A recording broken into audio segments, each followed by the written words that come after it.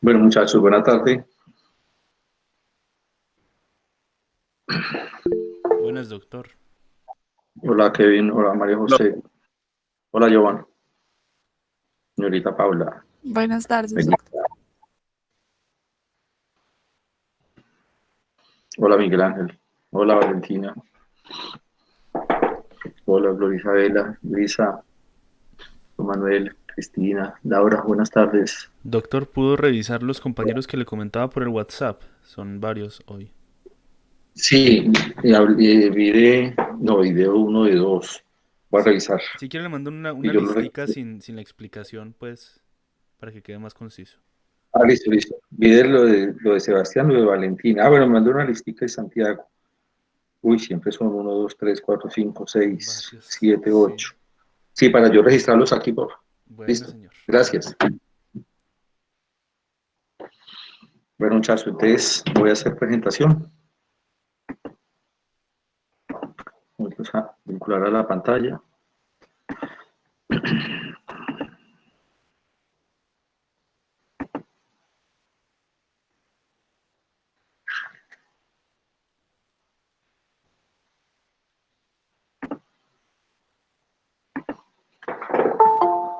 ¿Ya estamos en pantalla? Sí, doctor. Bueno, gracias. A ver si es este. Sí.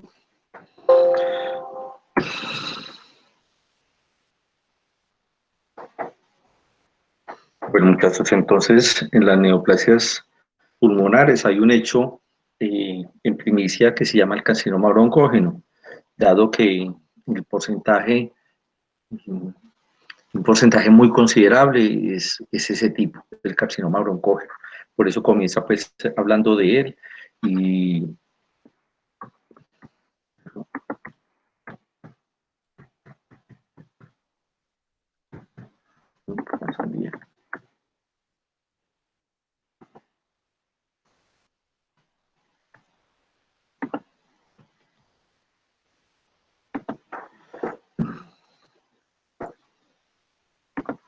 bueno, lo hemos mencionado en diferentes momentos con relación a este origen de tipo epitelial y en las estructuras vistas anteriormente, cuando hablamos de patología de cavidad nasal, de laringe, y, y de ahí hacia la superficie epitelial alveolar, la cual pues siempre tiene este recubrimiento de tipo epitelial y en el cual esperamos que la mayoría de las neoplasias, en un porcentaje muy alto, y sobre el 95% son de este origen.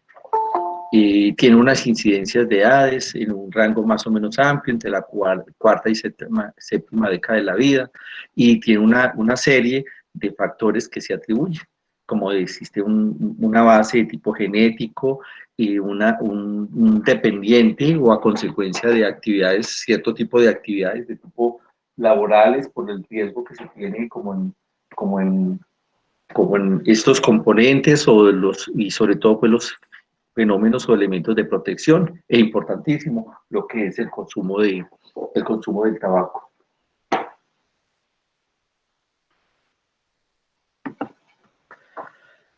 Dentro de este factor de riesgo del tabaco, hay unos factores que se determinan para hacer este tipo de conceptualización y es el número de cigarrillos consumidos al día, la duración del hábito de fumar. Se establece que en un periodo de 10 años ya se han generado lesiones celulares, pero que si se suspende fumar en ese momento es factible que haya una regresión importante. Y otra, pues, es la fracción de humo realmente inhalado.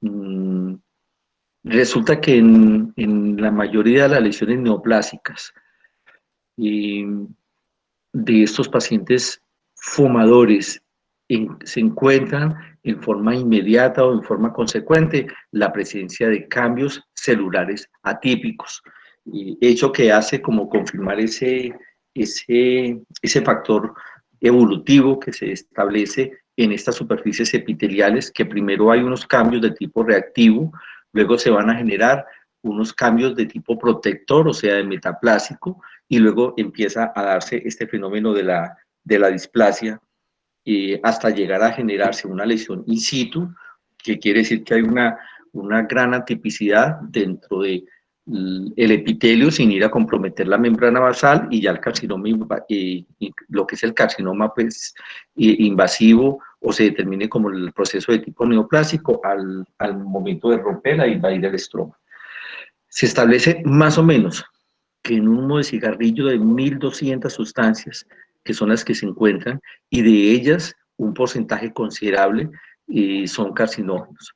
No sé si han visto que algo que llama la autopsia en el paciente fumador es un esquema, pues ahí como un poquito lleno de información y medio dramático, que es un cigarrillo el cual está abierto anteriormente y como si fuera un cadáver, el cual se le está haciendo un proceso de necropsia y está señalando todos los, en forma puntual, todos los componentes que son carcinogénicos a través del humo del cigarrillo.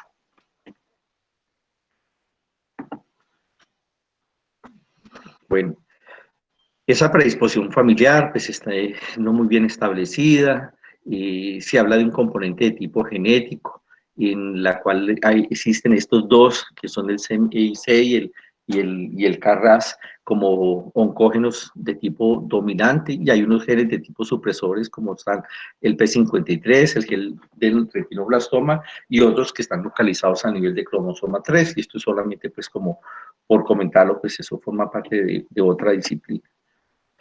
Bueno, de todos esos carcinomas broncógenos, el epidermoide es el que se establece pues, en una forma mucho más significativa por el gran resultado que sucede en este tipo de procesos neoplásicos. Se habla de unos promedios de edades, como mencionaba inicialmente, y eso que hace, por ejemplo, a diferencia de la adenocarcinoma, que es un tipo de neoplasia que no tiene relación con el hábito de fumar, que es muy frecuente en mujeres y que más o menos el promedio de edad es sobre los 40 años. Hay otro tipo de neoplasias, a ver si alguien que va a querer entrar.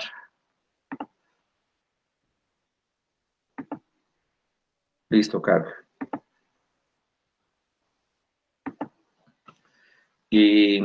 Que dentro de ellos, de estos adenocarcinomas, uno que es de procedencia bronquial y el otro que se termina como el bronquio alveolar. Hay unos tipos de neoplasias que se determinan pues, basados en algunos autores que les dicen carcinomas microcíticos, y eso hace referencia al tamaño de la célula. Y dentro de ellas se incluye pues, este carcinoma de células pequeñas, con unas connotaciones especiales. Indudablemente este es muy dependiente del hábito de fumar. Y dentro de ellos están pues unas variantes de células en avena y otras de células de tamaño intermedio. Y hay uno mixto pues que es el carcinoma de células grandes. Bueno, la gran mayoría de los procesos neoplásicos y pues concomitantemente hablando del carcinoma escamocelular epidermoide, se dan en las zonas centrales, se dan a nivel de los bronquios principales o a nivel del lirio pulmonar, hecho que hace que por el tamaño de la luz que tienen estos sitios, este proceso neoplásico va a tener que determinar un tamaño tan significativo que comience a generar limitación en el flujo de aire. O sea, es un crecimiento que generalmente ya ha logrado invadir la pared del bronquio, como para que ese crecimiento exofítico hacia la luz sea tan significativo que vaya a generar algún tipo ya de manifestaciones clínicas. Y es muy dado que estos pacientes son pacientes que, pues además de la tos persistente que es propia del bronquítico crónico, del paciente enfisematoso, etcétera, pues indudablemente del fumador, no es algo nuevo en el momento que el paciente ya está haciendo un proceso neoplásico. En muchas situaciones es el hecho de que está perdiendo peso y que sea como el momento, pues, o la situación para empezar a hacer a utilizar ayudas diagnósticas y encontrarse por accidente una masa dentro de la luz del bronquio. Este tipo de proceso puede seguir 3 caminos. Que se genere una masa dentro de la luz, o sea, ese crecimiento, digámoslo, exofítico, pero dentro de la luz, que infiltre el tejido peribronquial, que comprometa la pared y se extiende hacia afuera, y que vaya a formar en eso, o que forme dentro del parénquima pulmonar una masa tan significativa que es muy común que suceda esto. Es de esperarse que dependiendo del tamaño haga zonas de necrosis de tipo tumoral, pues debido pues al compromiso a la no vitalidad de las células nuevas, de esas células neoplásicas, pues porque el riego sanguíneo no ha sido suficiente. Y la posible propagación que es linfática y de tipo hematógeno. Hay un hecho característico y que llama la atención y que genera confusión, que se puede pensar en cualquier tipo de situaciones antes de considerar que una de las primeras manifestaciones de un carcinoma broncógeno vaya a tener una localización extrapulmonar, como lo estamos mencionando en este caso, a nivel de hueso, puede ser cerebro, puede ser a nivel hepático e inclusive a nivel de glándulas suprarrenales, que es lo más frecuente y que ese paciente va a tener síntomas ocasionados a la alteración fisiológica de las glándulas suprarrenales. De hecho, pues, ¿qué hace que sea pues, muy difícil llegar a orientarse hacia este diagnóstico? Bueno, son imágenes, esto es una broncoscopia donde estamos observando pues, una masa en la luz, aquí está mostrando este compromiso parenquimatoso en este pulmón izquierdo.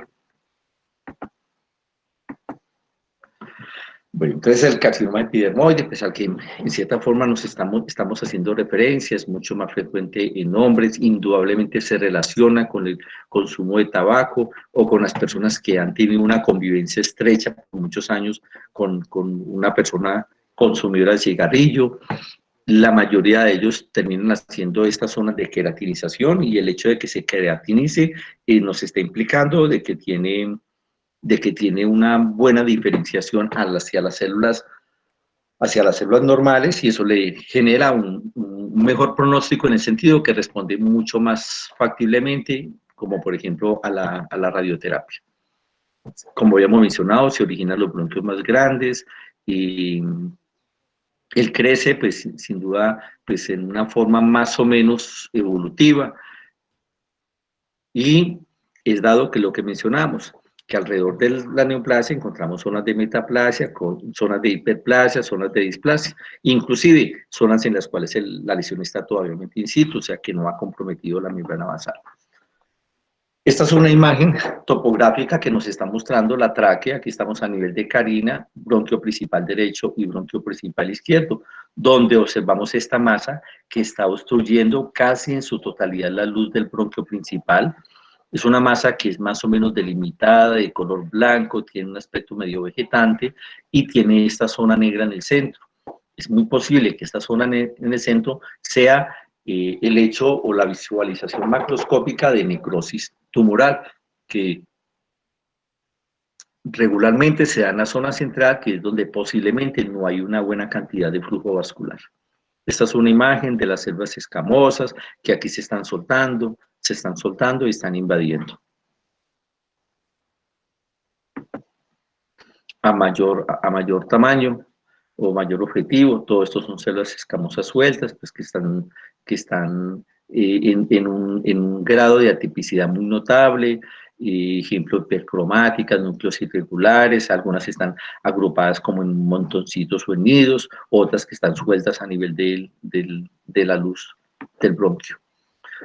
El adenocarcinoma, como les mencionaba, es más o menos frecuente, se da sobre todo en mujeres y que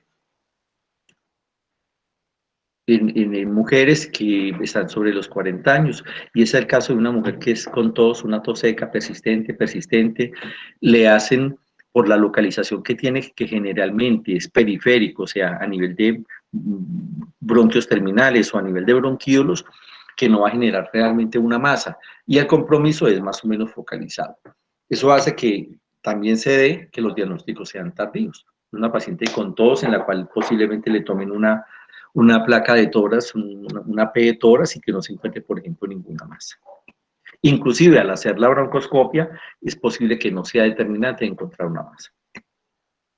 El crecimiento es más lento, histológicamente hay variables, inclusive hay unas que producen abundante material mucinoso.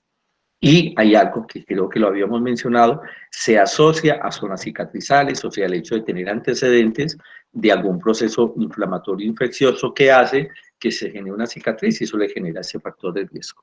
Estos son imágenes topográficas donde vemos todo este punteado blanco, que es en una carcinoma que ya está totalmente instaurado y está comprometiendo todo el pulmón derecho y el lóbulo superior del pulmón izquierdo, donde está ese moteado como algodonoso de diferentes formas, pero que está localizado en la periferia y que la zona central, o sea, la zona iliar que es esta, está indemne.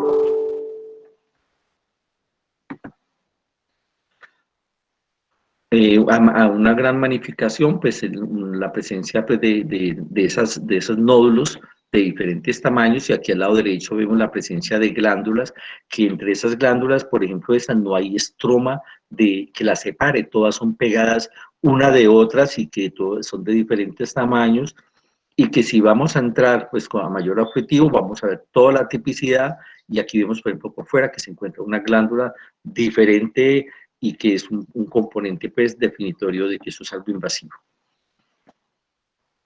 Esta neoplasia de microcítica o de células pequeñas es un tumor muy agresivo, igualmente no va a generar en forma de iniciar una presentación clínica inclusive mucho menos objetiva de lo que sucede en el carcinoma broncógeno, porque hay algo, es que esta neoplasia no crece dentro de la luz bronquial, sino que crece en una forma exofítica, o sea, por fuera de la luz bronquial, y se va hacia el mediastino, hecho que no tiene unas estructuras tan inmediatas que vaya a generar compresión en esas estructuras y vaya a haber alguna manifestación clínica.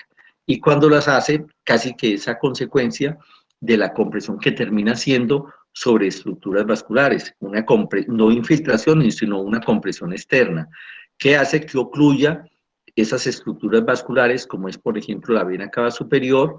Entonces el flujo que viene de la vena cava superior va a estar limitado y nos va a presentar un síndrome que se llama el síndrome de vena cava superior, que lo vimos y... no lo vamos a saber. Las células tienen forma poligonal, fusiforme, y ya no se organizan. Se habla de que eso es de origen endocrino, es demasiado metastásico. Regularmente eso no es quirúrgico, es tratamiento agresivo con quimioradioterapia y se relaciona indudablemente con el consumo del cigarrillo. Esta imagen nos lo está mostrando. Esta es la tráquea, bronquios y el parénquima pulmonar. Y aquí vemos esto que está en el recuadro, que es una masa que está por fuera de la luz. Y entonces está haciendo un crecimiento expansivo por fuera de la luz hacia el mediastino, y hay algo que sucede en él, pues estos son células de una actividad mitótica aberrante, se le utiliza ese término, y que ellas no coalescen, sino que crecen en forma individual. Eso nos determina que dentro de las posibilidades diagnósticas puede establecerse algunos diagnósticos diferenciales, que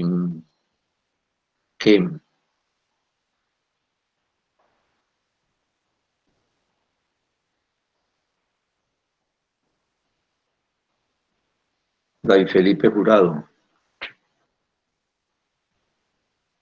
está en la lista. David, no. David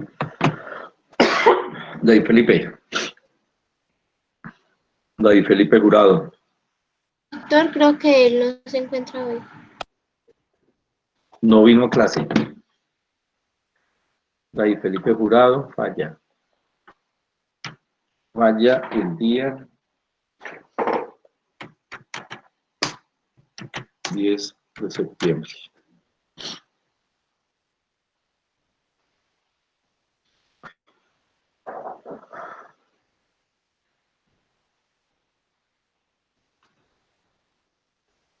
Viviana, Alejandra. A ver si no voy a llamar a alguien que está en la lista. Hola, Viviana. Doctor, ¿Qué tal, doctor, mujer? ¿Cómo le va? Mm, bien, gracias. ¿Dónde está? Doctor, estoy ¿Dónde, Viviana? en ningún lado, estoy un poquito maluca. ¿Por qué? ¿Qué le pasó? Viviana, Es congestión, doctor. Nada más. es congestión. Ujú. Buena pregunta. Se nos ocurriría pensar que este tipo de neoplasia que estamos hablando, que les digo yo que son células pequeñitas, recordemos las estructuras que se encuentran, por ejemplo, a nivel, estructura no, células que se encuentran a nivel de la tráquea o de bronquios principales, que por el tamaño que tienen nos puedan de pronto poder jugar, por decir algo, o considerar diagnósticos diferenciales con este carcinoma de células pequeñas, que se supone que es de origen endocrino, o sea, es basado en esas células endocrinas que se encuentran a nivel de la superficie epitelial.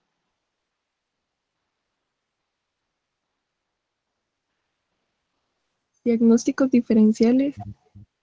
Sí.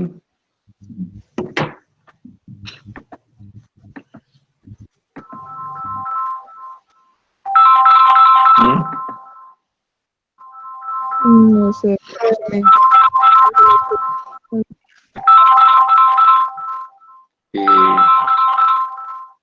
Eh, ¿Cómo?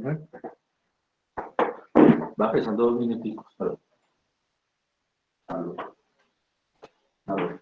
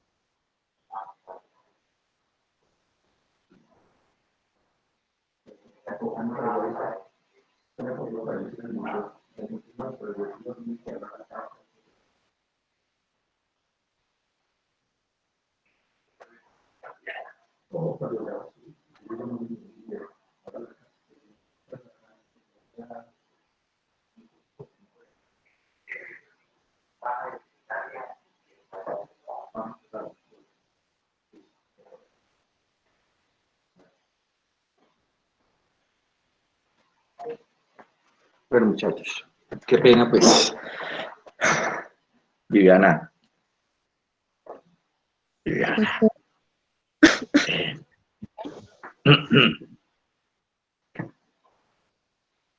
¿Qué se le ocurre? ¿O a quién le decimos que sí se le ocurre? A Camilo. Le preguntamos a Camilo, Viviana. bueno, doctor. Listo, Camilo Acosta. Camilo Acosta. Camilo. Camilo Acosta. El día 10 de septiembre.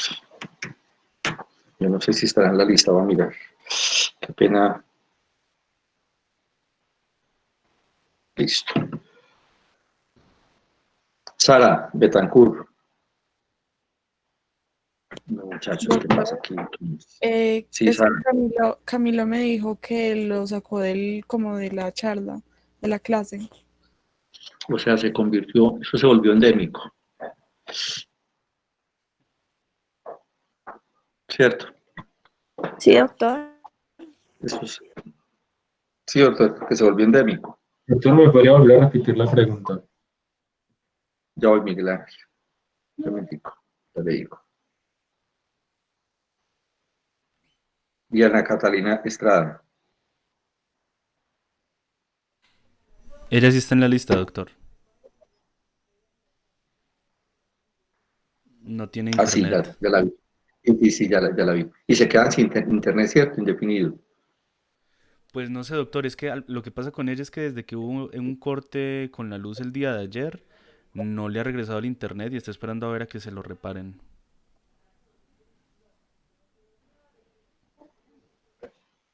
Una aspirada.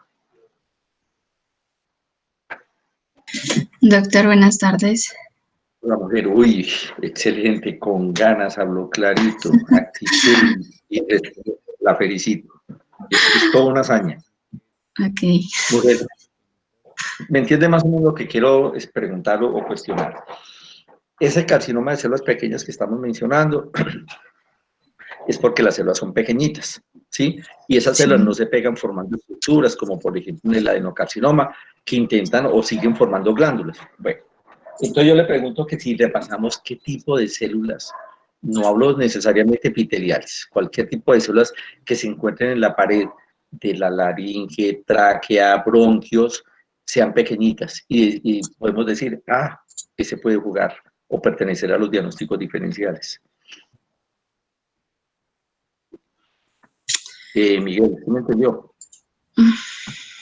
O sea que Sí, no doctor. necesariamente debe ser patológico, sino células pequeñas que estén presentes. Y Podría- basado en esas células pequeñas que estén presentes, listo. Entonces puede ser este tipo de neoplasia. Primero pensemos qué tipo de células. Lo que se le cuenta, muchas cosas es como por deducción. Entonces, si nos acordamos, en esos sitios anatómicos hay unas células que son pequeñitas. Y de los linfocitos podría ser, venga, Andrés, venga, déjese ver, ¿cómo así? Venga, ¿qué fue lo que dijo ahí? Espera, yo lo sigo aquí, en la lista, en el chat. Doctor, los linfocitos podría ser, ejemplo, los linfomas. Perfecto, John Andrés Díaz. Es un diagnóstico diferencial que siempre entra a pertenecer los linfomas. Son unas células pequeñas que se encuentran amontonadas, tanto en la lámina propia como en la submucosa, y que en el momento que se den un proceso neoplásico, más sino crecer y crecer y crecer hacia afuera de la luz. Y casi que es una normatividad de hacer coloraciones de inmunohistoquímica para poder establecer el diagnóstico, porque eso puede ser en muchos momentos un linfoma. Muchas gracias por el aporte. Era el ejercicio pues que yo como que pues, quería hacer en ese momento. Está venga, ¿y qué es lo que termina siendo, perdón, este carcinoma de células pequeñas? Algo que llama el síndrome de vena cava superior, que Fernanda Rojas, a ver si no está en la lista. En las listas, los que quedan incomunicados, Fernanda Rojas,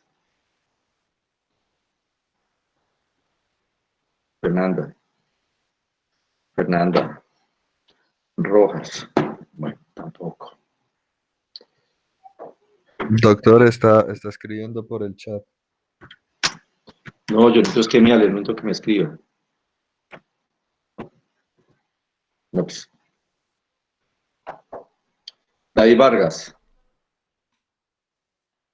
Sí, señor. David, Señor, ¿usted ha escuchado el tema de síndrome de vena cava superior? síndrome de vena cava superior. No, no, señor, no recuerdo. No, de pronto no lo he escuchado. No lo recuerdo, Um, doctor. bueno, está bien. Laura Marcela García. Laura.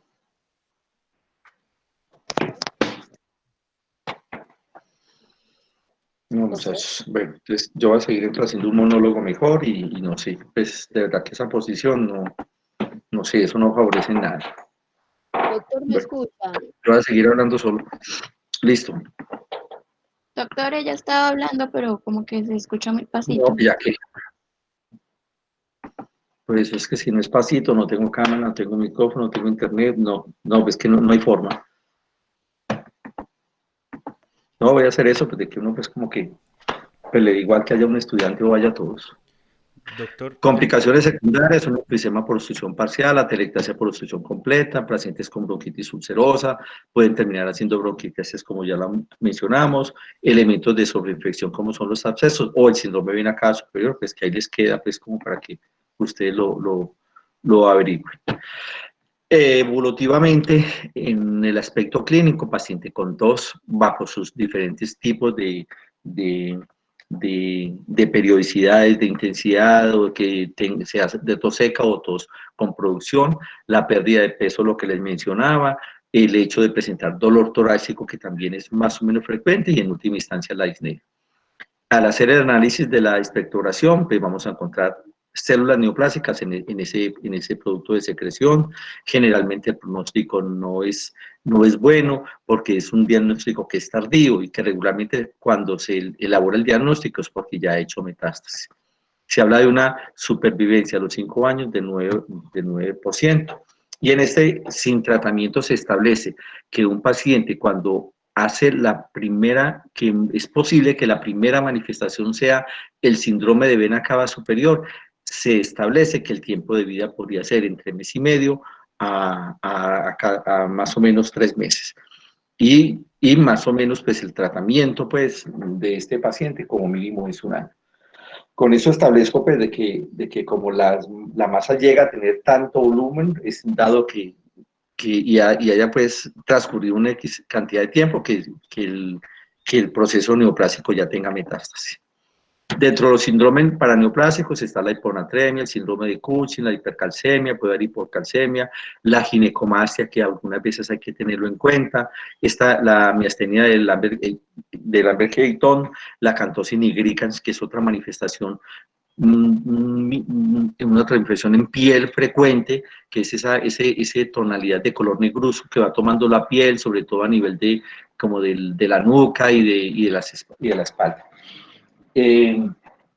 Puede también presentarse una osteoartropatía o el síndrome de Horner, que pues averiguarán pues también pues igualmente que la vena cava superior.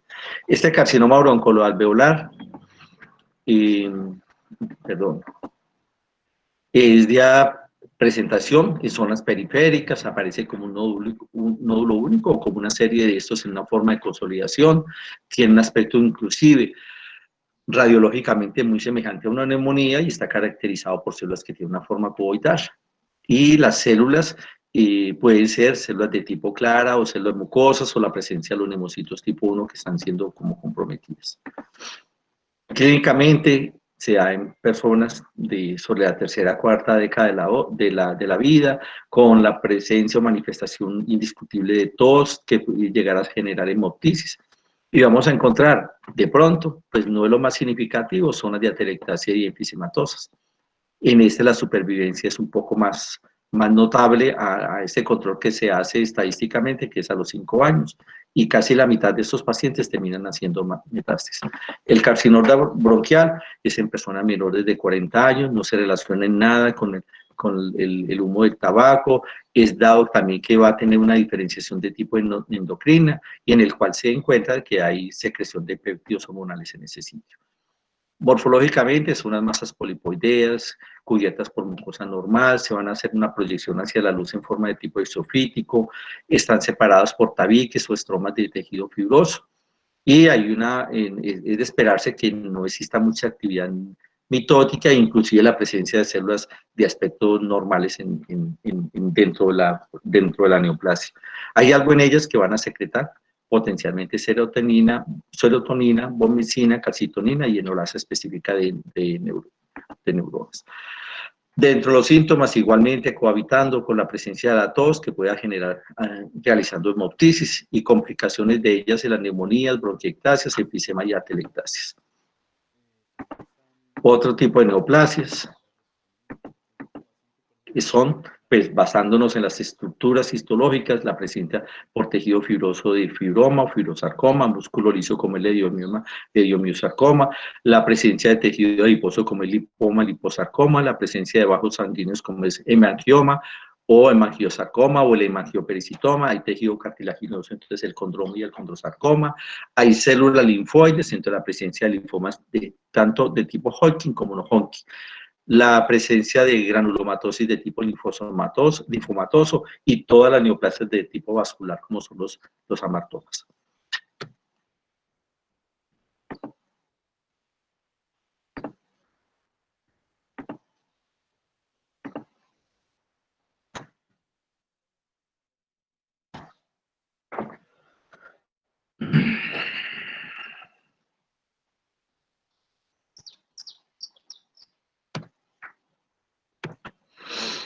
Bueno, la patología de pleura. Es muy raro que sea primaria en su totalidad dentro de la pleura, porque regularmente esas patologías son secundarias a procesos de estructuras vecinas, como es, por ejemplo, a nivel de los pulmones, hecho que sea muy posible, inclusive de origen cardíaco, dado a que ellos presentan regularmente patologías, sobre todo los pulmones de tipo inflamatorio e infeccioso. Las neoplasias primarias son muy raras y cuando se presenta una neoplasia en pleura es muy dado que eso es algo de tipo metastásico, y ahí sí estamos hablando procesos metastásicos de multiorgánico. Dentro de la clasificación de las enfermedades pleurales, entonces están los derrames, la presencia de neumotoras y las neoplasias. El derrame es porque existe aumento del líquido pleural dentro de cualquiera de las dos cavidades. Causas pueden ser aumento de la presión hidrostática, aumento de la permeabilidad vascular, aumento de la presión osmótica, aumento de la presión negativa intrapleural y disminución del drenaje linfático. En ese aumento de la presión hidrostática, lo característico y lo típico, una insuficiencia cardíaca, regularmente del hemicardio izquierdo, en la cual se descompensa o porque abandona el tratamiento por cualquier razón. Aumento de la permeabilidad en los casos de las neumonías. Disminución de la presión osmótica en los síndromes nefróticos. Aumento de la presión negativa intrapleural en la telectasia y el drenaje linfático, la disminución, pues lógico, en los carcinomas mediastínicos. Estas son imágenes, pues bueno. Es donde está presionando el aumento de la presión hidrostática, todo eso azul de color claro es la presencia de líquido, y es un líquido que es un líquido de tipo seroso. Bueno, entonces dentro de los tipos de derrame está el derrame pleural de tipo inflamatorio y el de tipo no inflamatorio. En los inflamatorios, o sea, lo que se va a llamar la pleuritis, ese proceso inflamatorio puede tener un componente seroso, donde la mayoría es líquido, no hay mucha reacción de tipo inflamatorio, como la presencia de células o de fibrina. A la diferencia de estos, que es el combinado, que tiene material o líquido seroso, pero que ya tiene algo de componente de tipo fibrinoso. Y la fibrinosa, pues que es prácticamente como la de tipo purulento. Dentro de las causas pueden ser locales, como es por ejemplo una tuberculosis, neumonía, infarto pulmonar, absceso pulmonar, bronquiectasias. Esas son las causas más frecuentes de pleuritis dentro de la patología inflamatoria de pulmón. Sistémica, la artritis reumatoidea es un hecho determinante, también están la uremia o infecciones sistémicas que van a generar un compromiso metastásico o expansivo hacia este tipo de cavidad. Y otros, el hecho de haber sido necesario utilizar tratamiento oncoterapéutico y que puede generar pues un tipo de proceso de respuesta inflamatoria y llegar a ser sierofibrinosa. Esta empiema, que es, como su nombre lo dice, material purulento y es secundario indudablemente a una invasión bacteriana, a veces de tipo micótico, y casi siempre es por continuidad desde el pulmón, lo que hace a través de él generarse por diseminación hematógena o linfática. El aspecto macro es un líquido, no un material que es de aspecto cremoso, de color amarillo, inclusive verdoso, el cual en su interior, o al hacer el análisis citológico, vamos a encontrar abundante neutrófilo, material fibrinoide, restos de células, y que el volumen puede ser inclusive hasta la presencia de 1 litro. A consecuencia de este empiema se van a formar indudablemente adherencias fibrosas, que lo que hacen es, en este proceso fibroso, alterar el espacio pleural e inclusive a generar una forma como de cápsula alrededor de ese empiema, y lo que hace es disminuir la expansión, hecho que tiene que ser drenado a través de intervención quirúrgica. Este es un frasco que está conteniendo este material que es de aspecto cremoso, el aspecto nos lo está diciendo, y el color que es un color pardo claro, de pronto con un punteado de color rojizo. Está la pleuritis hemorrágica, es un episodio inflamatorio sanguinolento, en el cual siempre que exista una pleuritis hemorrágica hay que buscar que no se vaya a encontrar ahí células tumorales. Hasta que no se determine otra situación, hay que considerar la posibilidad de que eso está pasando. ¿En dónde más lo vamos a presentar? Diátesis hemorrágica, enfermedades por riquecias o un compromiso neoplásico de la pleura. De los derrames no inflamatorios está entonces el hidrotórax, hemotórax, kilotórax y neumotórax. El hidrotórax es la causa más frecuente de acumulación de líquido en las cavidades pleurales y lo más usual es que sea a través de o a consecuencia de una insuficiencia cardíaca. Es un líquido que es claro, de aspecto ceroso, se le dice que es de un color como pajizo, o sea que es un color como claro, café clarito. Regularmente se depositan las bases por fenómeno de gravedad y es dado que él se reabsorbe regularmente, pero pues es muy posible que esa cantidad de líquido o ese hidrotórax es tan suficiente que no va a permitir generar un proceso de reabsorción. El hemotórax puede ser complicación de un aneurisma aórtico que se ha roto y frecuentemente a través de los traumas vasculares, por ejemplo, las heridas penetrantes. Y es dado que en ese drenaje se van a encontrar grandes coágulos y que en ellos pues no vamos a encontrar y no debe de haber porque en forma inicial una respuesta de tipo inflamatorio, a no ser de que suceda una infección sobreagregada. El kilotórax es un líquido que es blanquecino, lechoso, que sobrenada, o sea, en el sobrenadante tiene puro aspecto de grasa. Y es más frecuente en el lado izquierdo, pero puede ser bilateral. Y el volumen es significativo, pero no es tanto como lo puede ser en los casos de material de tipo seroso. ¿Y a qué se debe? Puede ser secundario a trauma o obstrucción del conducto torácico por alguna razón. El neumotórax es la presencia de aire o gas en las cavidades pleurales. Puede ser espontáneo, traumático, idiopático y de atención. Este espontáneo es el hecho que escape en forma espontánea o se genera un rompimiento de un alvéolo y que el aire se vaya por difusión, inclusive llegar hasta el tejido celular subcutáneo. Y es posible que sea consecuencia de algunas lesiones intrapulmonares y que genere pues, una comunicación anormal pues, de un sitio a otro. Dentro de este neumotórax espontáneo sin una causa, no, ahorita lo mencionamos, de este neumotórax, el traumático, pues es lo más cotidiano entre nosotros, una lesión, una herida por arma cortopunzante en el cual penetra pues, a la cavidad pleural y posiblemente va a comprometer el parénquima pulmonar, donde vamos a encontrar pues, la presencia de abundante aire en esa cavidad pleural y el paciente va a consultar por una dificultad respiratoria muy notable y con el antecedente pues, y ayudas paraclínicas es un paciente candidato a ponerle un tubo a tórax para drenar el aire que está contenido en esa cavidad. Y lo más seguro es que además del aire, también la presencia de sangre, entonces a eso es lo que se le llama como hemoneumotórax. Está el neumotórax a tensión, que es un defecto que actúa como una válvula que permite la entrada del aire en inspiración, pero no permite la salida en el momento de la expiración. Eso hace que se genere un aumento acumulativo de aire en ese sitio.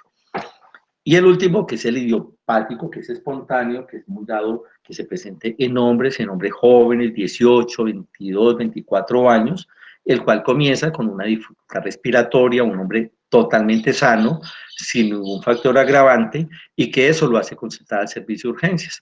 En el momento de hacer el examen físico y al palpar, pues si se hace, encontramos la sensación de crepitaciones, o sea, la presencia de aire en el tejido celular subcutáneo, sin el antecedente, por ejemplo, de lo que puede suceder pues, en otros que tienen una patología previa. Este es un paciente totalmente sano y que es dado que eso puede repetirse, pero que no se tiene establecido ningún tipo de agente etiológico.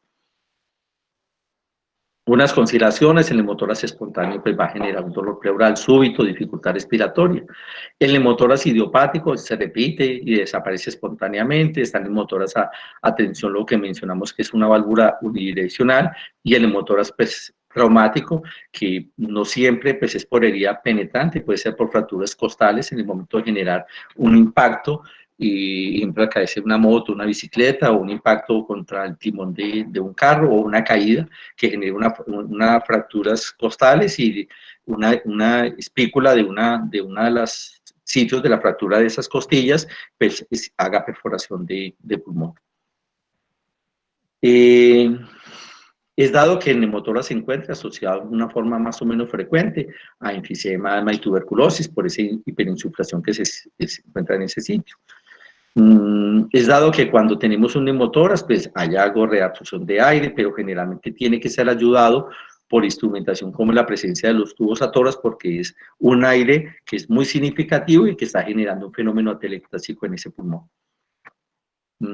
Y es dado que también, pues, las características del líquido nos van a nosotros a determinar qué tipo de origen se está generando y cuáles pueden ser las consecuencias de la presencia de ese líquido. Por ejemplo, que sea de tipo purulento, pues es muy posible que vaya a haber lesiones cicatrizales o adherencias en esa zona, hecho que hace que siempre debamos tener como mucho más precaución y tratar de una forma rápida evolucionar con respecto a este diagnóstico. Dentro de las manifestaciones clínicas está la disnea intensa, la taquipnea, taquicardia, la presencia de sudoración profusa, cianosis, hipotensión, y que todos van aumentando evolutivamente dependiendo de acuerdo a la cantidad de volumen que está generándose en ese sitio. Dentro de las neoplasias pueden ser secundarias, y secundarias quiere decir que son metastásicas o primarias. Esto es mucho más frecuente, y de las neoplasias se espera con gran incidencia que sean de pulmón o de mama, y además de la vecindad también es porque son patologías que son frecuentes. La mayoría de las entonces que mencionamos son metástasis a nivel pleural, que se produce pues inicialmente potencialmente un derrame seroso o serosanguinolento, en el cual vamos a encontrar, al hacer el estudio citológico de ese líquido, hecho que siempre se tiene que hacer, la presencia de células neoplásticas. Dentro de las primarias está el mesotelioma maligno. Al hablar de mesotelioma es las células mesoteliales, o sea, ese recubrimiento epitelial que se da en ambas pleuras, tanto parietal o visceral, que es un epitelio plano simple que, si nos recordamos, tiene diversas funcionalidades, como la producir ese material seroso, absorber el material seroso, transformarse en macrófagos cuando es necesario y generar ese fenómeno de barrido. Este tumor fibroso solitario o mesotelioma benigno, lo podemos encontrar pues, usualmente pues, en la pleura. Él es de comportamiento benigno, generalmente está conectado con la superficie pleural a través de un pedículo, o sea, no está sostenido dentro de la cavidad pleural como tal. Regularmente no son de un tamaño muy significativos, y estas neoplasias no generan algún tipo de producción de sustancias, y regularmente no hay derrame pleural, ni porque la neoplasia lo produzca, ni que porque haya un efecto de reacción de esas superficies pleurales. Y estos no se relacionan con la presencia o el contacto al asbesto. Microscópicamente, él puede tener un componente así de espectro fusiforme. Entonces, estos son células fusiformes, estos son células fusiformes, y que están como entrecruzadas. Estas tienen esta disposición, y estas tienen esta disposición, y esta es otra disposición. Esta es una disposición paralela y perpendicular que pueden tener ellas.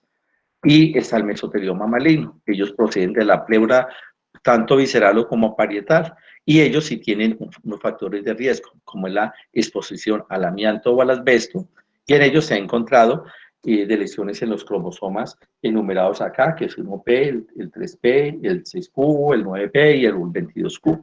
Y además la presencia de secuencias de ADN del virus de los simios 40, y en el 60% de ellos van a ser mesoteliomas de tipo maligno. En ese mesotelioma maligno, inicialmente les comenté pues, de ese tipo de de células que son alargadas y de aspecto fusiforme. En este mesotelioma maligno, pues en el benigno, que eran de aspecto fusiforme, en el maligno tienen dos tipos de células. Unas que tienen un aspecto de tipo epitelial y otro que tiene otro componente de tipo de células estromales o mesenquimales. Estas de células de aspecto epitelial son unas células que tienen una forma como de cubos o pueden ser de forma columnar, o sea, cilíndricas o aplanadas, y que van a formar estructuras dando el aspecto como de tubos, entonces nos va a hacer, digamos, confundir o establecer dentro de los diagnósticos diferenciales que no vaya a ser es un adenocarcinoma. La variante de tipo mesenquimal o sarcomatoide es porque tiene el crecimiento de estas células fusocelulares, o sea, las alargadas que terminan en punta, pero que tienen un buen componente de atipicidad y la presencia de macromegalia y de figuras mitóticas. Y es posible que de estos dos tipos celulares, que no sean independientes, sino que contenga de los dos tipos celulares. Estas son las características sugestivas de mesotelioma, el hecho que es positivo para una tinción para mucopolisacáridos ácidos, donde no va a generarse la tinción para el antígeno carcinoembrionario, y puede generar un compromiso o una tinción fuerte para proteínas de queratina o tinción positiva para calretina, y todo esto se hace a través de marcadores tumorales. Una imagen de esta lesión negruzca, esta es la pleura, está engrosada, irregular, esta zona negruzca posiblemente son zonas de necrosis, y la masa pues que no es muy bien delimitada, y aquí necesito que está formando un aspecto como si fueran espacios con focos de mucina. Estos son nódulos tumorales múltiples de una pleura totalmente comprometida. Esta de las estructuras tubulares, que esto es como un tubo, y esto el recubrimiento epitelial por células que en este caso son de forma cuboidal. Este es el estroma o la variante fusocelular, células que se ven mucho más desorganizadas, pero que no dejan de ser alargadas, y que si tuviéramos un aumento de objetivo, pues vamos a encontrar la notable atipicidad. Listo, terminamos. Seguimos. Dejo de presentar.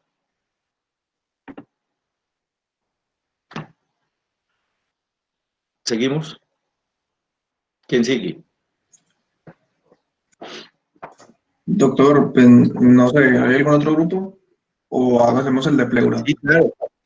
No, sí, falta Pues faltan hace varios grupos antes. Estamos nosotros por hipertensión. Hipertensión pulmonar, Bueno. neumonía, enfermedades Faltan muchos. ambientales, pleura, Listo. neoplasias. Pongan el que quieran. Pues, doctor, ¿me están escuchando bien ahí? Sí, Daniela, la estamos escuchando. Ah, bueno, El estudio ¿sobre qué? Daniela Duque, hipertensión ¿no? arterial pulmonar, ¿Y con quién es Daniela? con Johan Es Manuel. Uribe. Conmigo, doctor. Daniela. Listo. Bueno, ahí están viendo todas las diapositivas. Sí. Sí. Listo, Sí. perfecto. Bueno, entonces, cuando hablemos de hipertensión arterial pulmonar, nos vamos a referir a una presión media de las arterias pulmonares mayor a 25 milímetros de mercurio. Lo normal no debería superar entre 14 y 16 milímetros de mercurio. La hipertensión arterial pulmonar, pues es una enfermedad poco frecuente, es grave, es discapacitante, y pues actualmente no es una enfermedad como muy conocida o comprendida. Y algo muy importante es que pues clínicamente es muy difícil, se puede confundir con otras enfermedades, y pues es muy difícil también de diagnosticar, ya que esta se demora mucho pues para presentarse en los síntomas. Se puede demorar 3, 6 meses, 1 año, 2 años. La mujer es mucho más propensa a adquirir la enfermedad. O sea, de cada 5 casos de hipertensión arterial, 4 pues son de mujer, pues es en la mujer. Bueno, los síntomas que tiene una persona con hipertensión arterial pulmonar, pues como les decía, se pueden confundir fácilmente con otras enfermedades. Por lo general la persona tiene falta de aire, mareos, dolor torácico, cansancio al hacer ejercicio. Entonces, pues para esto se hacen una serie de pruebas. De hecho, la persona tiene que estar como muy lista para todas las pruebas que le van a hacer, porque como les decía, es una enfermedad que se puede confundir fácilmente. Entonces le pueden hacer una radiografía torácica, un electrocardiograma, una ecografía abdominal, tomografías, e incluso le pueden hacer una biopsia pulmonar. Al día de hoy, bueno, acá pues vemos como los exámenes que se le puede hacer a la persona. Al día de hoy no se conoce la cura para esta enfermedad. O sea, sí hay un tratamiento, y el tratamiento que se da al paciente simplemente se hace en base a su historia clínica, en base a si el medicamento le funciona o no le funciona, pero pues normalmente hoy en día no hay una cura para esta enfermedad. Ya pues como todo el tratamiento es basado en la parte genética. Y algo muy triste es que cuando el tratamiento no funciona, a esa persona se le debe hacer un trasplante de pulmón. Ya para terminar esta parte así como de generalidades y entender bien lo que es la hipertensión arterial pulmonar, algo muy importante es que el endotelio se obstruye, por ende la microcirculación pulmonar también, hay una elevación de las resistencias vasculares pulmonares, y también vamos a ver que va a haber hipoxia, y el corazón va a tener que trabajar mucho más para poder bombear la sangre. Entonces ahí vimos como las generalidades de lo que era la hipertensión arterial pulmonar, mayor a 25 milímetros de mercurio, no se puede sobrepasar entre los 14 y los 16, más propenso en mujeres, no hay una cura exacta, se puede confundir fácilmente, y la persona debe estar preparada para todos los exámenes que se le deben hacer, porque, pues como les decía, se puede confundir fácilmente. Bueno. En cuanto al artículo, pues tenemos el título: hipertensión arterial pulmonar y COVID-19. Bueno, entonces el artículo es un punto de vista en cuanto a la hipertensión arterial pulmonar, pues, y el COVID-19. Fue realizado por el doctor Avellana Chavala, quien es médico especialista en medicina intensiva en España y es profesor máster en medicina de urgencia. El artículo fue aceptado el 10 de mayo del 2020. El autor no recibió ningún tipo de financiación. Además, no hay conflictos de interés. Bueno.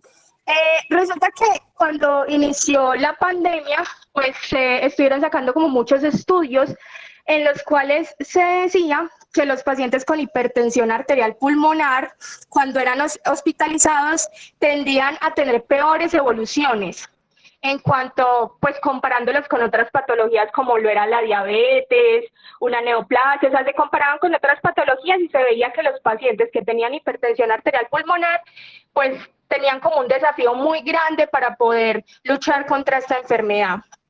Entonces, hace unos meses atrás, cuando empezó todo, se empezaron a sacar pues estudios de por qué el COVID-19 era mucho más grave en pacientes con hipertensión arterial, y de hecho, pues porque era mucho más grave en ellos que en los pacientes con obesidad y en los pacientes con diabetes. Sabemos que el virus, para entrar a la célula, se une a un receptor que es la ECA, la enzima convertidora de angiotensina, que esta enzima está relacionada con la presión arterial. Además de que hay unos medicamentos utilizados para controlar la hipertensión que van a tener actividad sobre esa enzima y que puede estar relacionada con la gravedad de los casos. Es de hecho que salió una controversia, o sea, muchas personas eran diciendo no, es mejor que no utilizaran los medicamentos para pacientes con hipertensión arterial, pero entonces llegaron otros diciendo no, es que esos medicamentos se tienen que utilizar porque entonces la persona se va a empeorar. Realmente no habían bases científicas para confirmar completamente que el virus fuera peor en pacientes con hipertensión arterial pulmonar, pero empezaron a salir muchos artículos. Entonces, un journal empezó a hacer un estudio, hizo una investigación. La investigación la hizo pues a expertos de 32 centros especializados en hipertensión arterial pulmonar de Estados Unidos. La hizo mediante una encuesta electrónica y informaron que 13 casos de hipertensión arterial, entre 13 casos de hipertensión arterial pulmonar, pues solo hubo uno con fallecimiento.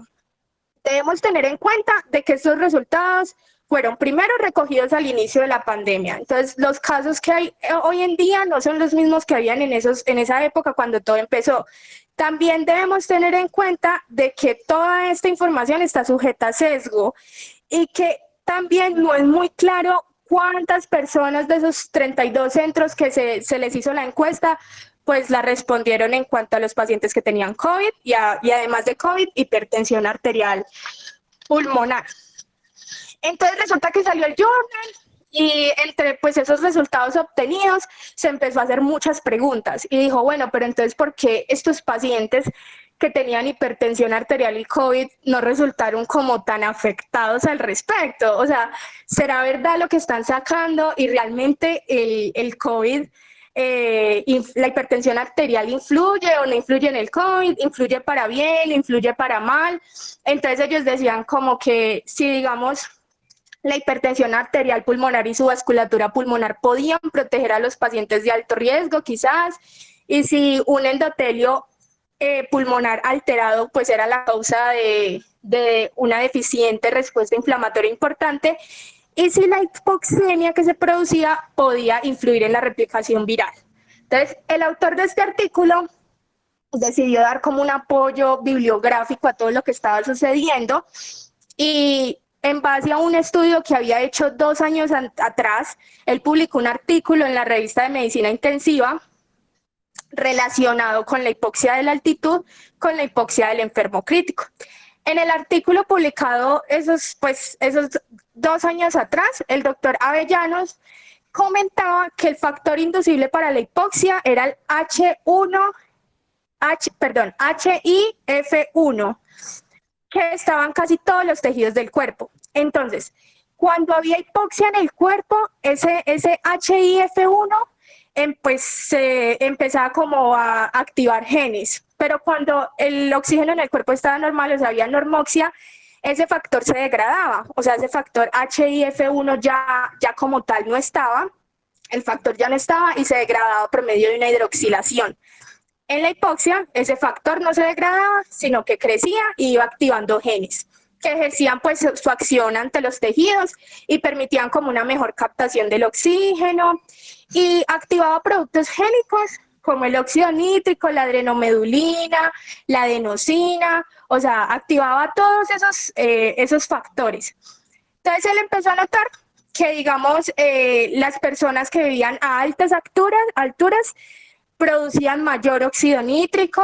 También empezó a notar también que, por ejemplo, los montañeros que estaban más o menos a 5.000 metros de altura mantenían niveles mayores de HIF1, claramente pues para poder regular como toda la hipoxia y poder tener mayores captaciones de oxígeno.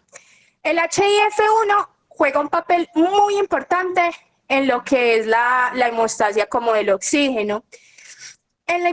Pues sabemos que en la hipertensión arterial pulmonar va a haber una vasoconstricción arterial pulmonar que se va a acompañar a su vez de hipoxia, y esa hipoxia puede llegar a ser muy severa. En la fase hiperinflamatoria del COVID-19 se va a dar una alteración del endotelio con consecuencias trombóticas, pero algo que se descubre en esa fase hiperinflamatoria es que en esos pacientes,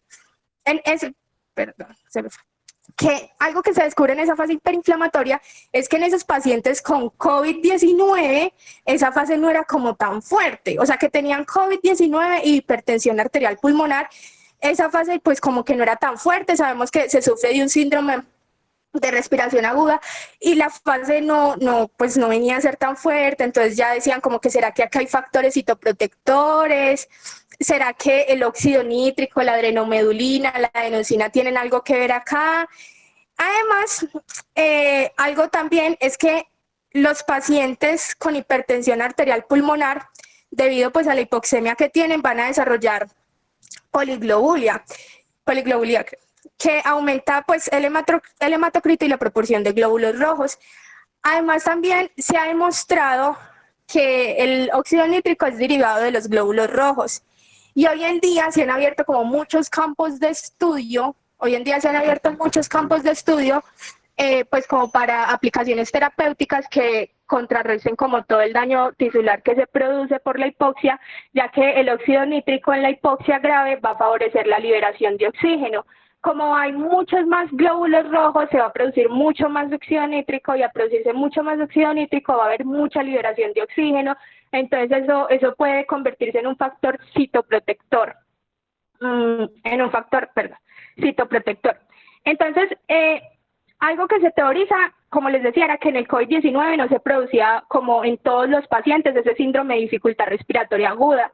Y eso se le atribuía a la regulación que ya había desde la hipertensión arterial pulmonar. O sea, ya había una regulación, el cuerpo ya estaba ejerciendo su regulación con la producción del HIF1, con la producción del óxido nítrico para poder que haya más oxígeno en el cuerpo, y entonces lo que sucedía era que posiblemente en la hipertensión arterial pulmonar se alteraba poca esa regulación, porque ella ya estaba presente desde el principio. Entonces, venía siendo un factor protector, más que dañino para el cuerpo, venía siendo un factor protector porque el cuerpo ya estaba listo para ejercer su acción, el cuerpo ya estaba listo para lo que se venía, él ya venía practicando desde tiempo atrás porque la persona sufría hipertensión arterial pulmonar. Cité como tal, pues entre comillas, la conclusión que hizo el autor al artículo, porque el autor en sí, él no desmiente ni afirma como tal que la hipertensión arterial pulmonar sea buena o sea mala en los pacientes con COVID-19. Él simplemente dice algo muy importante, y es que hoy en día vivimos en un tiempo en el que la tecnología se mueve mucho, en el que los artículos se mueven demasiado, en que toda la gente puede sacar fácilmente publicaciones y que quizás mucha gente sin referencias buenas bibliográficas pues saca publicaciones como pues rápidas, sin tener una evidencia buena. Y esas publicaciones, más que aportarnos, nos están confundiendo. Entonces, él lo único que dice es que él lo único que quiso hacer con el artículo era dar un apoyo bibliográfico al por qué, pues, esos pacientes con hipertensión arterial pulmonar, en ese estudio que se hizo, tenían como baja mortalidad. Entonces, como tal, ese ya era el artículo. Daniela, excelente ese artículo. Y esa, digámoslo de esa forma, de concluir de moraleja, es algo que lo que vos comentabas, que a través de la facilidad, la facilidad que tenemos de la tecnología y de tener información, y que eso nos presta para poder hacer publicaciones, y mucha gente lo que hace es una forma no malintencionada, pero una forma sin tener buenas bases, una forma de chatarrería es de realizar este tipo de publicaciones. Es excelente el artículo, una maravilla. Los felicito a Giovanni y a usted, Daniel. Dale, doctor. Ya sigue el caso clínico, sino Perfecto. que no sé si Johan prefiere que le proyecte o va a proyectar. Él dijo que usted le proyecte. ¿Sí? Ah, No, bueno. como él no dice nada, entonces yo le digo. Johan, No, sí, ¿estás Dani. ahí? Dani, sí. ¿Te proyecto? Sí, es que estaba mirando y no. Listo, yo.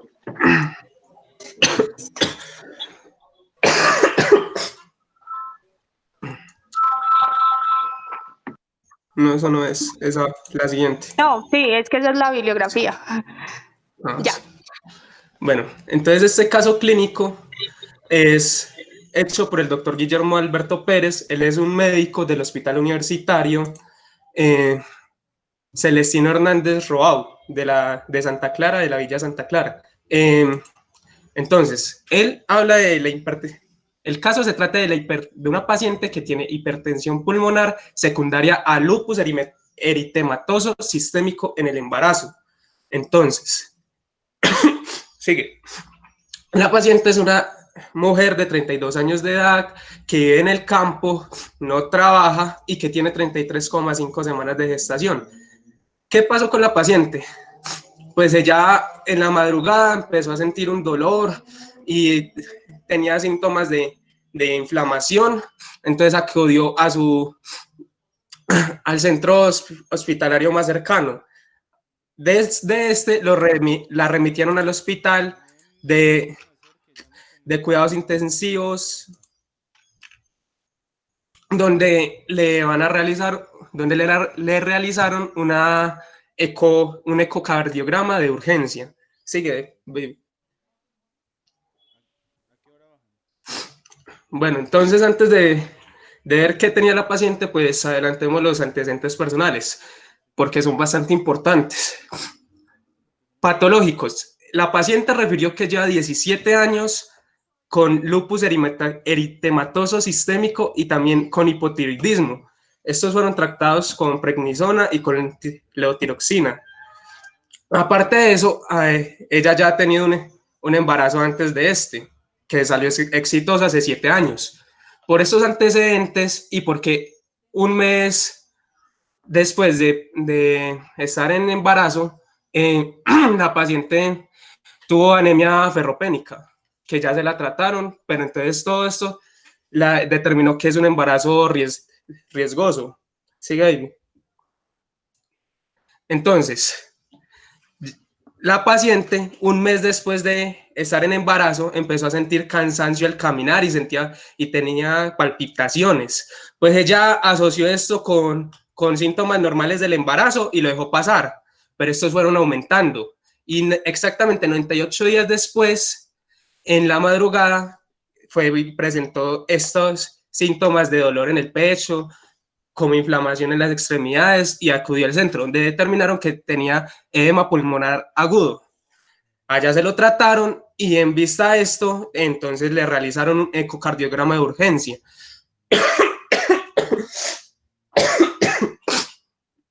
El ecocardiograma evidenció que tenía dilataciones en las cavidades derechas. Si podemos ver la imagen A, tiene la aurícula y el ventrículo. El ventrículo derecho está más grande que el izquierdo. Ahí el ventrículo es el superior a la izquierda. El ventrículo sería mejor si lo pudiera yo señalar. No sé ahí. Bueno, el caso. Entonces tenía... Puede señalar. Más arriba. Este es el ventrículo. Un poquito más abajo. Dime qué señalo. ¿Qué me preguntas? Es el ventrículo izquierdo. Sería por acá, ¿no? No. Eso... Gris. Sí, pero tú sí puedes utilizar el cursor. Pero yo no estoy presentando, entonces no puedo mostrarles. Es que no me dejó el computador mío. Bueno, el caso. Bueno, un poquito más arriba. Es que ni siquiera puedo ver yo mi cursor. Bueno, no importa. Entonces el caso. El ecocardiograma dijo que tenía dilataciones en las cavidades derechas, pero en la imagen se ve más grandes, y que el ventrículo izquierdo tenía una función sistólica disminuida. Entonces, ellos cogieron y la remitieron al hospital universitario, donde le realizaron otra serie de exámenes para ver qué era lo que tenía la paciente.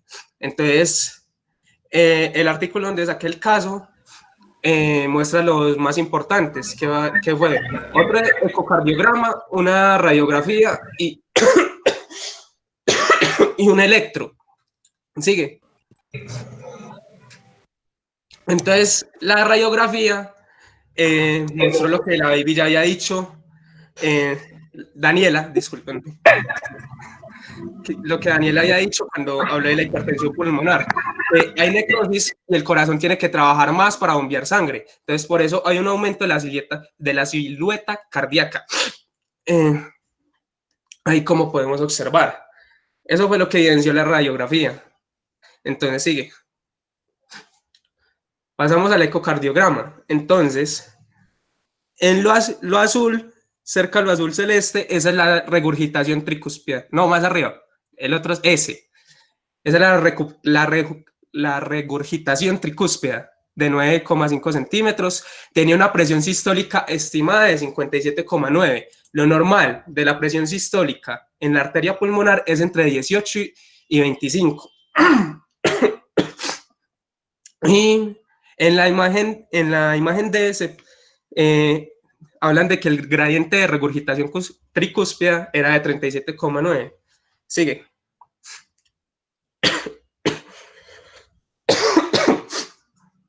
La vena cava se encontraba bien, pero se encontraba dilatada.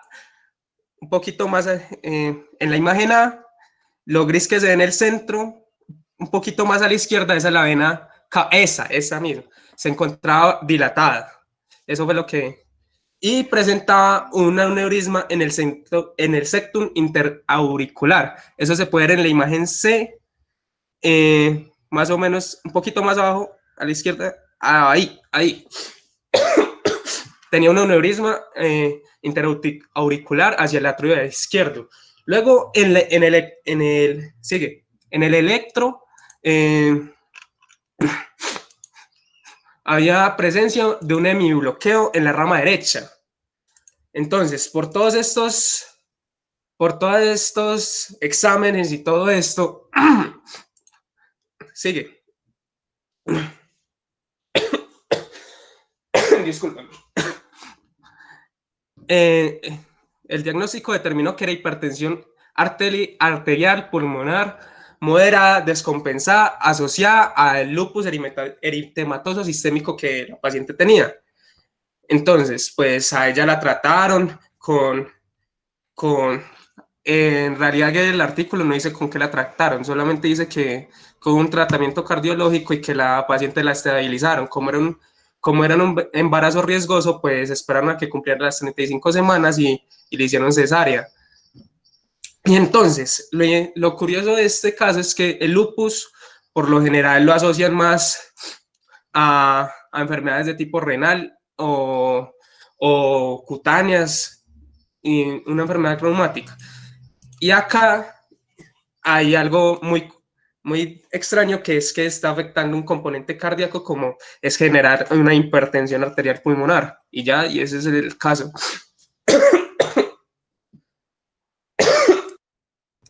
Doctor, tenemos una actividad que se llama quizzes. Bueno, hagámosla. Sí, hagámosla. Sí, señor. Un minutico, yo ya... Listo. Entonces, muchachos, quería comentarles algo. El lunes tenemos clase en la tarde. ¿A qué horas tienen el examen? A las 2, ¿cierto? Felipe. ¿Cómo, doctor? ¿Podría repetirme la pregunta? Felipe. El examen es a las 2 de la tarde, ¿cierto? Pues estamos todavía terminando de confirmar con el doctor si de pronto encontramos un espacio distinto, pero por ahora está programado a las 7. A las 7 de la mañana. De la mañana, sí, señor. Ya. Yo porque pensaba que era las 2 de la tarde. Tenemos con usted. Sí, yo hablé con él hoy a mediodía. De todas maneras, el lunes hacemos clase entonces. Sí, doctor, usted tiene su espacio. Listo. Hay algo es que de pronto pues, podemos hacer un fragmento de clase y otro fragmento donde seguimos presentando casitos, los de sistema respiratorio que nos quedan pendientes, ¿cierto? Sí, porque harían falta todavía bastantes, doctor. Y quedan falta varios, por lo menos 4 o 5. Ustedes lo van a presentar y trabajamos hasta hoy esta partecita, ¿cierto?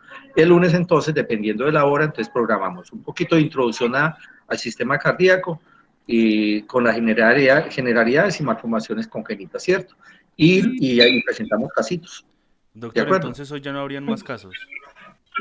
Yo pienso que no, porque ya son las 3:20, entonces lo tendría más sobre las 4. Yo pienso que con este. ¿Listo? Doctor, Sí, perdón, me interrumpo. Chicos, en internet buscan quizzes. Si quieren les envío el link y ponen este código que les estoy señalando acá. Bueno, listo. Bueno, van haciéndolo pues.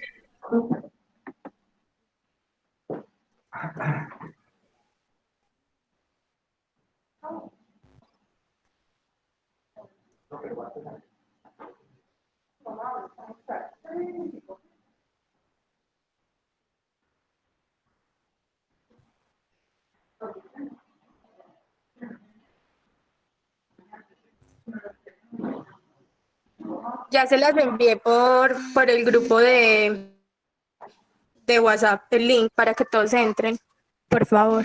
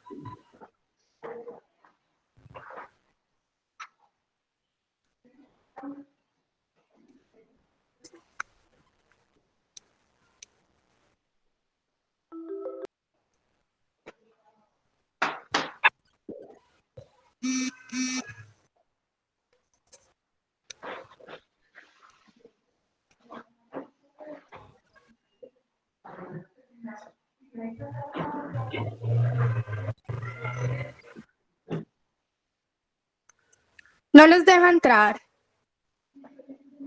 Es que nadie ha entrado. Entonces, Sí, no sé ahí qué tiene problema. aparecen 13 jugadores. Dani, Ya hay Ay, a mí no me aparece ninguno. para que te aparezca Aparecen la gente. 22 jugadores en la sala. Dale clic en empezar para que Entonces, puedas ¿iniciamos ya? ¿O Dani, esperamos le otro tienes que momentito? empezar para que te aparezca la gente. Sí, Sí. Anela, empezamos ya. Bueno, señor. No nos Listo. toca. Listo. Espera, que estoy metiendo el código, Ah,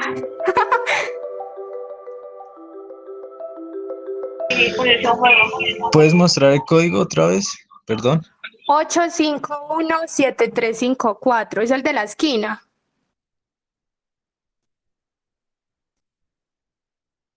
¿Cuál esquina? No la veo, perdón, Dani. Arriba a la derecha. Arriba a Yo la lo envié derecha, por el Santiago, es lo grupo. que está en azul. No lo mandé acá ahí. Lo mandé Luisa.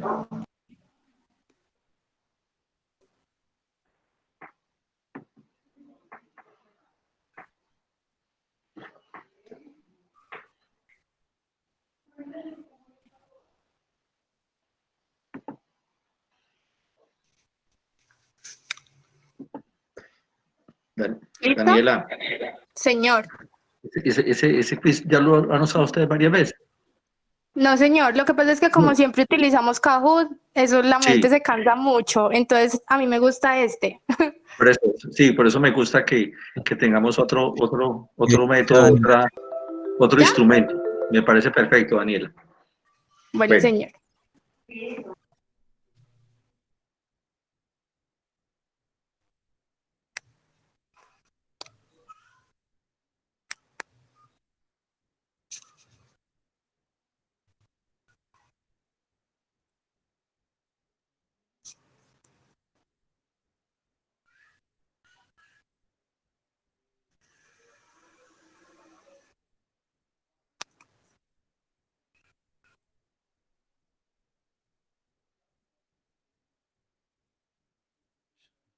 También tiene música, pero se me olvidó compartir la pantalla con música, entonces no se va a ver, no se va a escuchar. excelente, Daniela. Está muy agradable.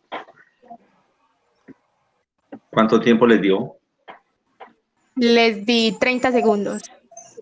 Ah, eso sí, así es que es.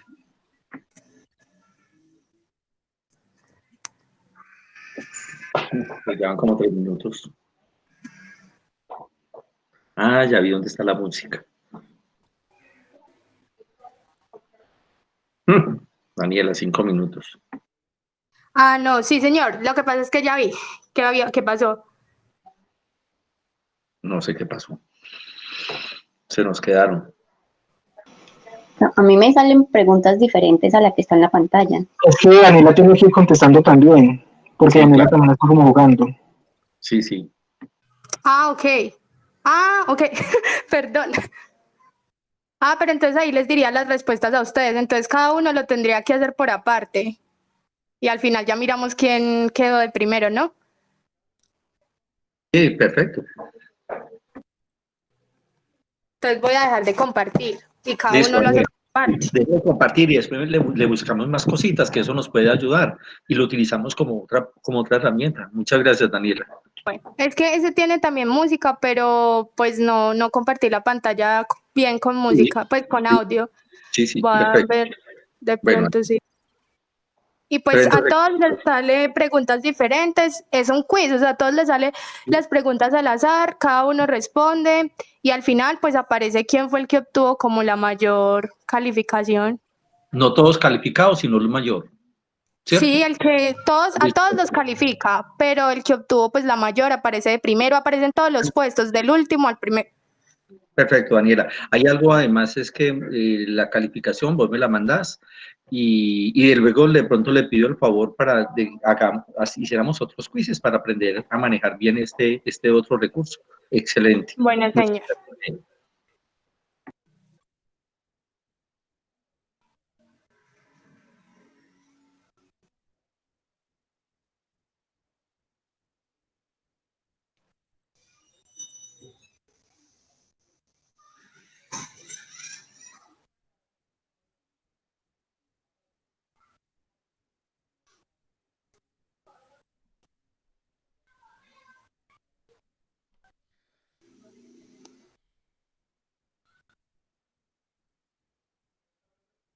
Doctor, Sí, Daniela. no, soy María José. María Doctor, José, es ¿qué que tienes? se me fue como el internet del celular, entonces se me cerró el quizzes y pues no lo pude seguir respondiendo. Pues Como que entonces, tenga grabado ahí lo que usted había respondido y luego miramos, ¿sí? ok. Listo.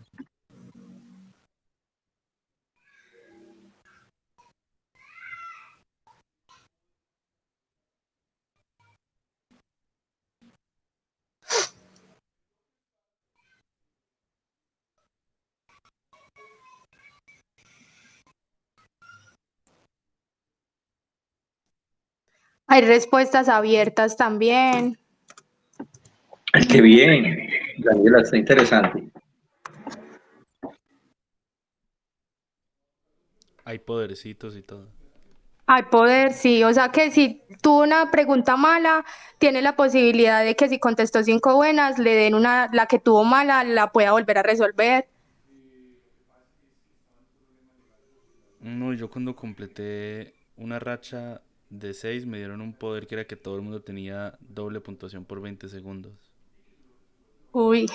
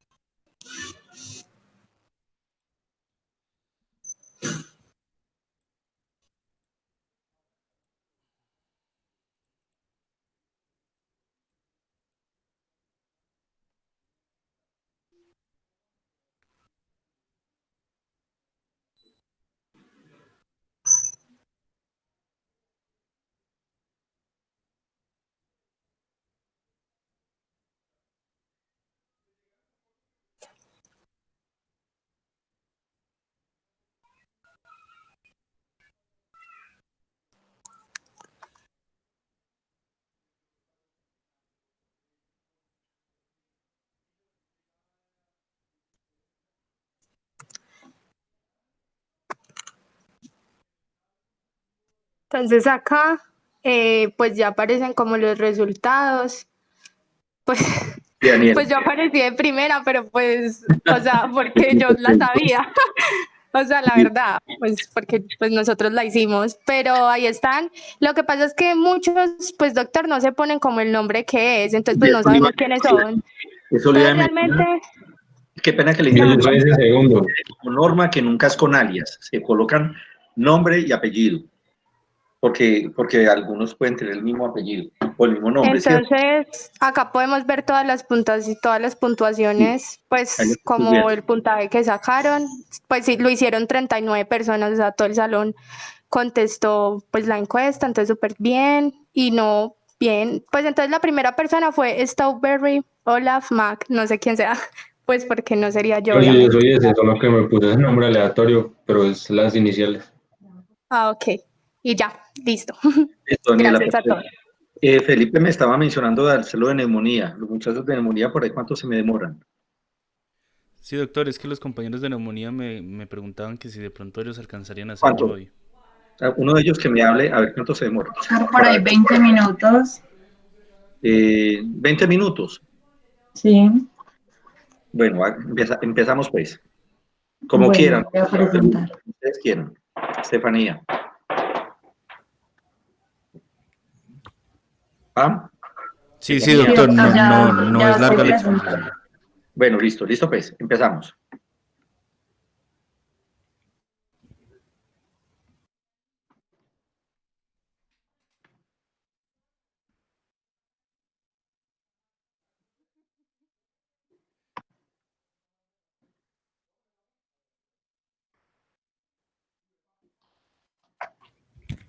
Bueno, buenas tardes. Nosotros le vamos a exponer sobre el tema de neumonía. Siguiente, por favor. Nosotros vamos a iniciar con los casos clínicos. Perfecto. Entonces, vamos a hacer una comparación entre dos casos clínicos de la misma patología, pero que tuvieron evoluciones diferentes. Entonces, dentro de la enfermedad actual tenemos primeramente a una paciente femenina de 84 años con diagnóstico de adenocarcinoma de 1.5 centímetros en lóbulo medio, con antecedentes de hipertensión arterial y diabetes mellitus. Y un paciente masculino, Leni es neumonía, y un paciente masculino de 73 años, también con diagnóstico de adenocarcinoma de 1.2 centímetros en lóbulo inferior de pulmón derecho, con los mismos antecedentes que la paciente femenina. Entonces, a estos pacientes iban a someter a un tratamiento quirúrgico y durante el preoperatorio ninguno de los dos presentó ni picos febriles, ni mialgias, ni opresión torácica, ni tos. Y tenían un murmullo vesicular conservado sin sonidos agregantes. Siguiente. Entonces vamos a empezar a analizar el postoperatorio de la paciente femenina. En el primer día de postoperatorio, después de que se le realizara una lobectomía por resección toracoscópica, se le realizó un TAC, en donde se encontraron consolidaciones en pulmón derecho y opacidades en vidrio esmerilado bilateralmente, principalmente en los lóbulos inferiores, como indican las flechas. Además, se le realizó un cuadro hemático en donde destacó la leucocitosis y una linfopenia. Además, al examen físico reportaba sibilancias en pulmón derecho. Siguiente. Durante el cuarto día de postoperatorio, ya la paciente había desarrollado, además de las sibilancias, tos seca, opresión torácica, disnea y una marcada desaturación, que variaba del 72 al 88% aproximadamente. Siguiente. En el día 12 del postoperatorio, ya la paciente empezaba a presentar taquicardia, su saturación disminuyó hasta el 62.6%, se le realizó otro cuadro hemático en donde la leucocitosis estaba más marcada con 33.520 células por microlitro, con una notable desviación a la izquierda, y la linfopenia se había agudizado, ya los linfocitos estaban en cerca del 2%. Hasta este momento, ¿qué pensarían? ¿Qué diagnóstico le darían o qué se les ocurriría?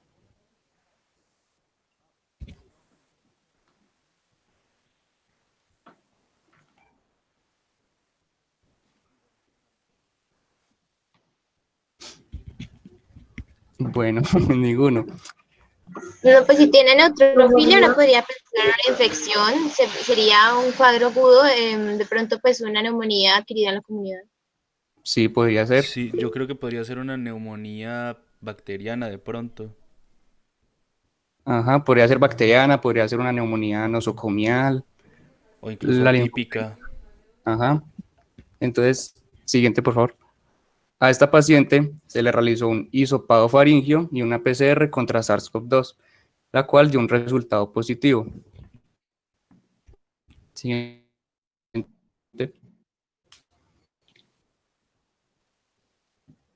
Entonces, ya tenían el diagnóstico de coronavirus por detección del antígeno, perdón, por PCR. Entonces, los doctores decidieron hacer una biopsia al lóbulo que le habían extraído en la cirugía previa, en donde se encontró exudado proteico en espacios alveolares, con gránulos que estaban obstruyendo los espacios alveolares, glóbulos de proteínas dispersos, como muestran las flechas de la imagen B, un exudado de fibrina en el espacio intraalveolar con infiltrado mononuclear y células gigantes tipo Langhans o inmunes, y una marcada hiperplasia de neumocitos tipo 2 debido a la destrucción de los neumocitos tipo 1 y o sea, se destruyeron los neumocitos tipo 1 y como mecanismo compensatorio los neumocitos tipo 2 empezaron a realizar hiperplasia. E incluso se encontraron inclusiones intracelulares del virus, como muestra la flecha en la imagen D. Qué pena que lo interrumpa, Eso es lo que de pronto nos está llevando hacia una membrana hialina, por decir algo. ¿Cierto? Sí, señor.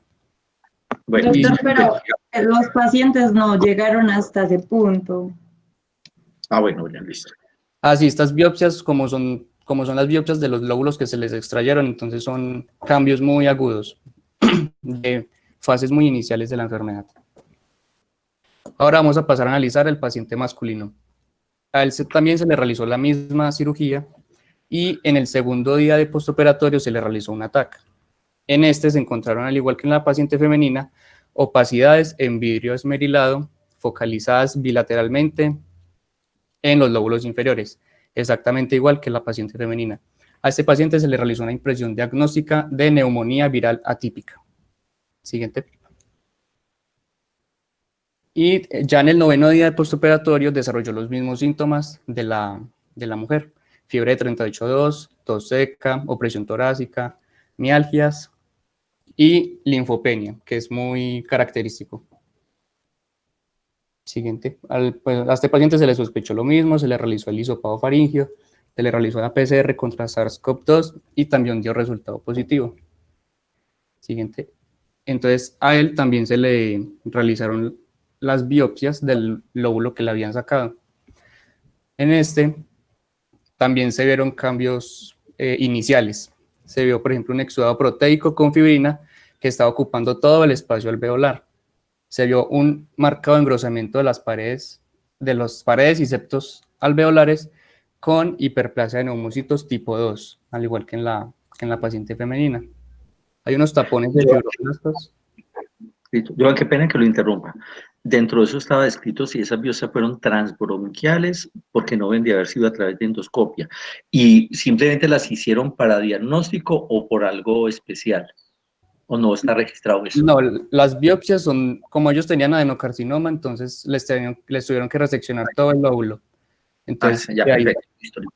Bueno, listo, gracias.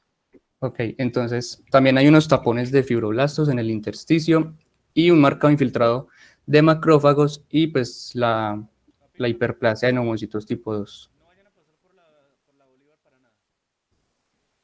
Y ya la resolución de los casos. La paciente femenina el día 15 cayó en un coma y murió el día siguiente, mientras que el paciente masculino se le inició un tratamiento oportuno para COVID y se recuperó 20 días después.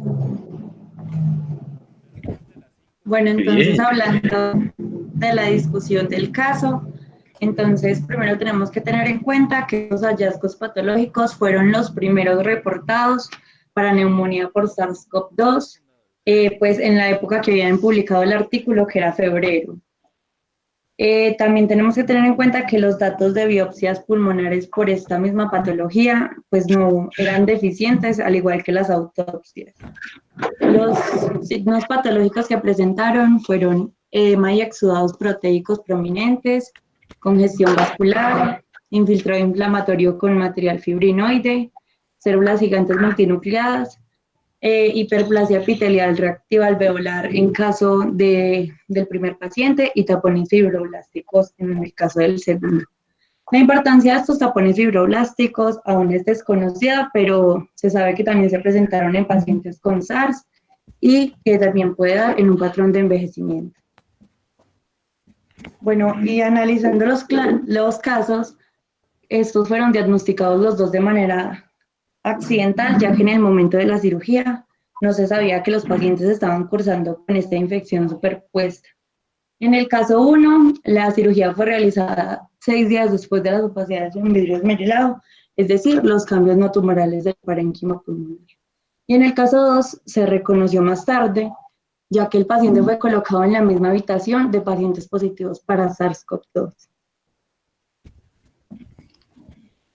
Bueno, lo que recomienda el caso para el diagnóstico es primero hacer un análisis clínico de la sintomatología del paciente y también con el nexo epidemiológico.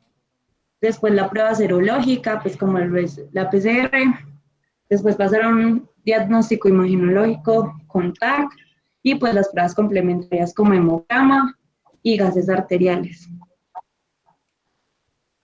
También quisieron hacer una comparación con SARS y unas autopsias que tenían, pero pues la comparación con estos dos casos no va a ser suficiente pues porque eran pues mínimos. Y también decían que los casos que se hagan en el futuro pueden servir para complementar la información. Entonces encontraron que tenían en común fases exudativas y proliferativas de lesión pulmonar aguda, tenían edema infiltrado inflamatorio, hiperplasia de neumocitos tipo 2, pero sin formación de la membrana hialina, y cambios a largo plazo como metaplasia escamosa. Bueno, entonces si analizamos la sintomatología de los pacientes, el paciente del caso 1 la paciente nunca presentó fiebre, tuvo leucocitosis muy alta, tenía una linfopenia y esto nos puede ayudar para diagnosticar casos futuros.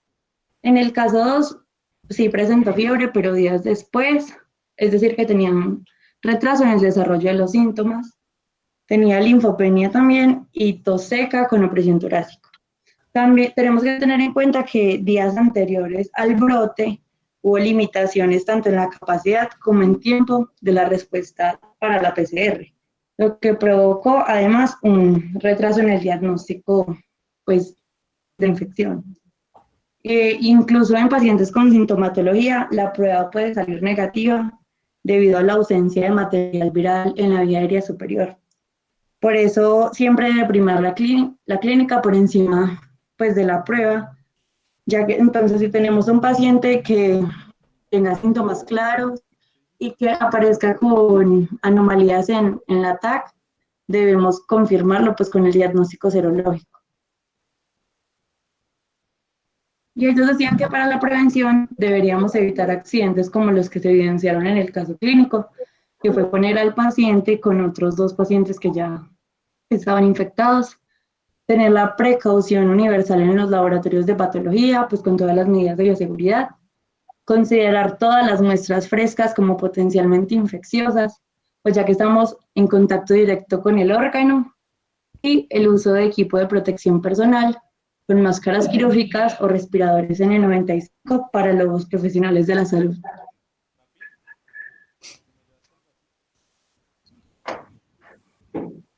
El artículo. Sí, ahora vamos a explicar el artículo. Bueno, el título del artículo traducido sería del diagnóstico de coronavirus pandémico, una revisión entre los exámenes radiológicos y los test de laboratorio. Fue realizado por estos doctores asiáticos, se publicó en la revista Clínica de Virología y fue aceptado el 27 de abril de este año. Entonces, en el artículo nos introducían al coronavirus.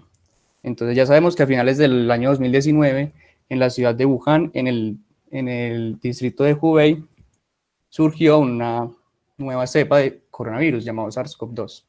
Eventualmente se fue descubriendo que este coronavirus tiene relación con 2 tipos de SARS encontrados en murciélagos, que son el SAT-SL-CoV-ZC45 y el BAT-SL-CoV-ZXC21. Y ya durante este mismo periodo se fue descubriendo que el virus tenía una alta especificidad por la enzima convertidora de angiotensina tipo 2. No la tipo 1, sino la tipo 2. Por eso es que decían los compañeros anteriores que los pacientes con hipertensión son más propensos a adquirir esta infección. Siguiente. Bueno, también ya se sabe que el virus se transmite de persona a persona por gotículas o partículas de saliva que se expulsan al hablar, toser o estornudar. Tiene un periodo de incubación de 5 días aproximadamente y cerca de 1% de los pacientes tendrán sintomatología, la cual es principalmente tos seca, fiebre y mialgias, pero que dentro de los síntomas menos comunes se encuentran la expectoración, la cefalea, la hemoptisis y la diarrea. Siguiente. Entonces, los autores de este artículo lo que quieren es comparar cuál método diagnóstico es más eficaz, si los de laboratorio o los imagenológicos. Entonces, dentro de los diagnósticos por imagen tenemos la radiografía y la TAC. La radiografía siempre realizar una radiografía frontal y lateral, y dentro de la TAC, además, mandar a hacer un TACAR de tórax. Siguiente. Entonces, la radiografía, los autores comentaban que esta tiene una alta especificidad de densidad, mientras que la TAC y la TACAR tienen una alta especificidad espacial, siendo la TACAR el estudio imagenológico que más información aporta acerca de estas consolidaciones en los pulmones. Siguiente. Ahora vamos a hablar sobre la radiografía de tórax. Lo que hicieron los autores del artículo fue comparar unas radiografías realizadas a pacientes con SARS, MERS y COVID. Y pues analizando las de COVID, que son las que nos interesan en este momento, se encontró que del total de las radiografías, el 56% eran anormales, 24% tenían opacidades en vidrio esmerilado y solo el 1% presentaron como desarrollaron un neumotórax. Siguiente. Y comparando los 3 tipos de radiografías de las 3 enfermedades, no hubo diferencias significativas. Ahora, comparando la ubicación espacial.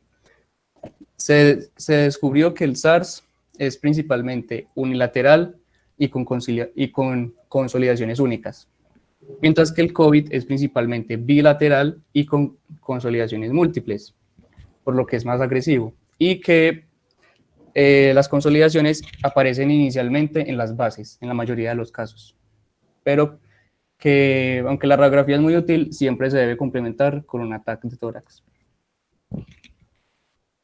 Bueno, y en cuanto a la tomografía, hicieron pues exactamente el mismo procedimiento que con la radiografía, compararon SARS, MERS y COVID-19.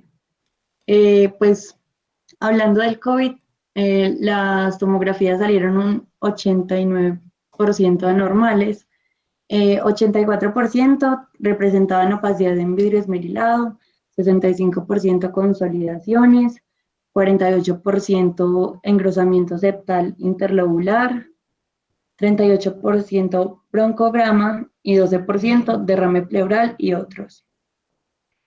No hubo diferencias significativas entre estas y pues podemos ver que en el COVID lo que pues más se ve son las opacidades en vidrio esmerilado. Y en cuanto a la ubicación espacial, en las tres predominaba la ubicación bilateral. En el COVID era una lesión multifocal y el único que tuvo lesión unifocal fue el SARS. Y en general la eficacia del TAC fue significativamente mayor a la de la radiografía. Entonces, ya después de analizar los métodos por imagen, se analizaron la detección por laboratorio. En eso se tuvieron en cuenta el ELISA, el ensayo de inmunofluorescencia y la inmunocromatografía. De COVID no se tienen datos muy certeros de estos 3 métodos de detección por laboratorio, por lo que era tan reciente el momento de la publicación. Pero de SARS y MERS se sabe que SARS tiene un 78% de especificidad y MERS un 42%. Y que el antígeno que se reconoce más fácilmente del SARS es el antígeno N de la nucleocápside.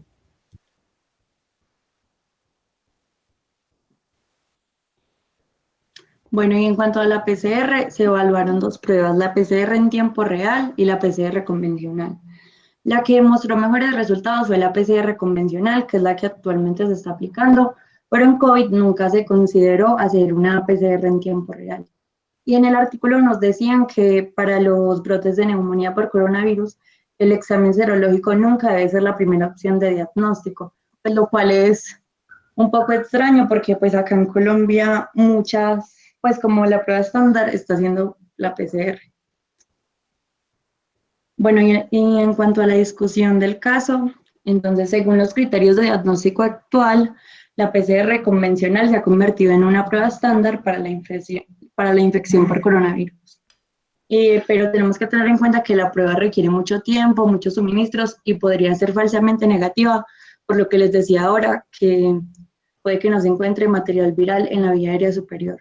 Por eso se comparó con la TAC. No se encontraron diferencias significativas en MERS, sin embargo en SARS y COVID-19 sí hubo diferencia significativa entre la TAC y la PCR convencional. Entonces ellos nos dicen que los médicos deben implementar un control de las infecciones cuando hay sospecha clínica, en especial los pacientes con PCR negativa y con anomalías en la TAC. Por eso siempre debe primar la clínica. Y ya como conclusión, los autores dijeron que la TAC tiene una efectividad diagnóstica significativamente mayor a la de la reacción en cadena de la polimerasa cuantitativa, pero que el diagnóstico más óptimo sería usar ambos métodos, ya que así aumenta el rango de confianza y lleva a realizar diagnósticos más oportunos y un mejor tratamiento.